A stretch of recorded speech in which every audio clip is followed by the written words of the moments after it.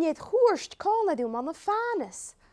Chine lech o ffwrys dy cosiach gysio o'r chine na hwydd y gravity an.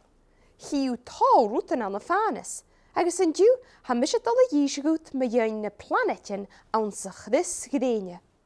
Sio eich ddian, agus sio na hoch planetyn ansach ddys gydeinio. Nach dit sy'n troch by còlach. Sio eich hiad ti, Merkur.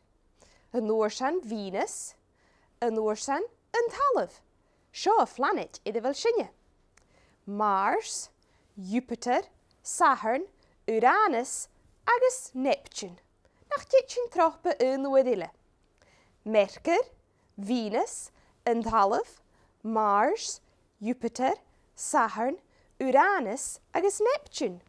Cyfyd planet je han zich dis gedeenje? Ha zijn kerst. Ha och planet je zich dis gedeenje.